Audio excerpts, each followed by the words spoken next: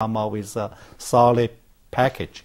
So hopefully we can, in 2 or 3 years, we have enough funding for that and also become our priority of our government policies. Well, that is great. Well, Minister Lee, have you learned any one of those Southeast Asian languages?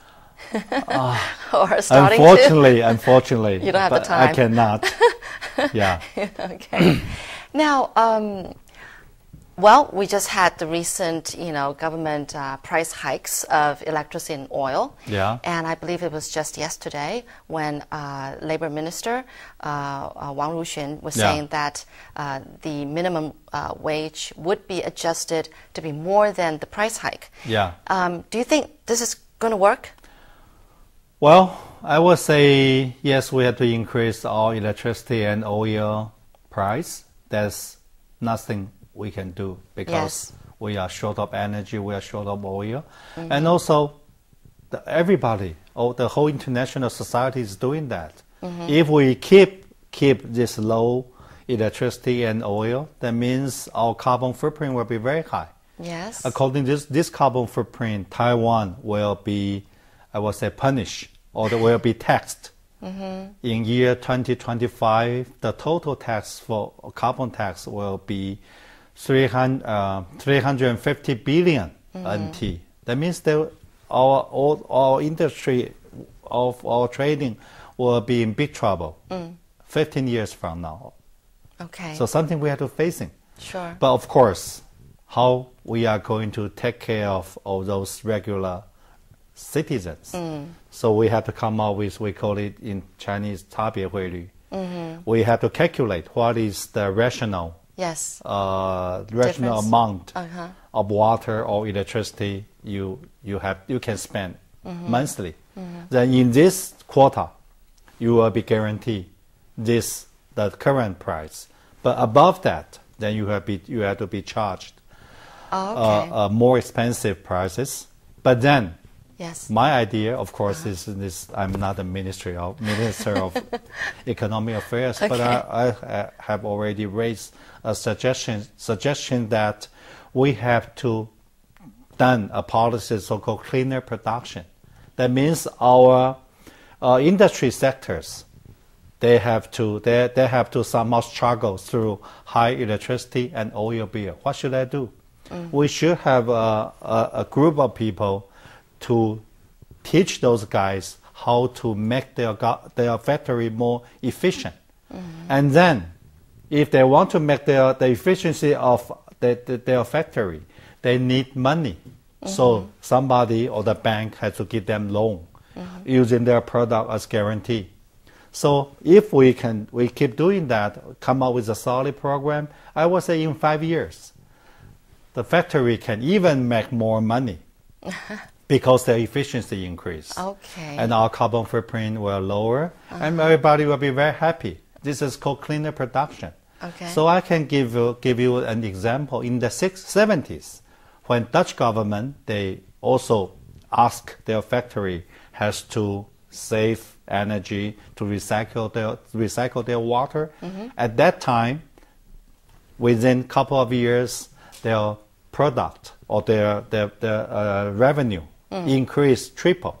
That means this look like is a crisis. Everybody is facing the high price.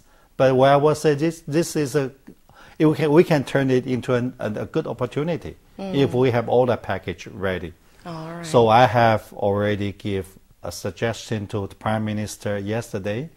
Then I told him that I have a whole package. If he give me 1 hour, I can give him a very comprehensive presentation. And I'm sure you can. Because I've been doing that since 2003 in the Netherlands. And also I'm promoting that in Beijing. So I know how to do that. All right. Now, years ago, you were saying that actually the water fee in Taiwan is considered one of the lowest in the world. Yes. Now, do you still think the same? Yeah. And are you going to be, or the government is going to be raising the water fee eventually? I don't think nobody was stupid enough to talk about that at this moment. But yes, but we have to do that because the water price per ton. Yes. Rational. It's 30 NT. But in Taipei, $7. In Taiwan, yes, it's $10. It's low. It's pretty low. Because it's low, so our pipes are leaking. The factory, they do not recycle their water. So we are wasting a lot of water.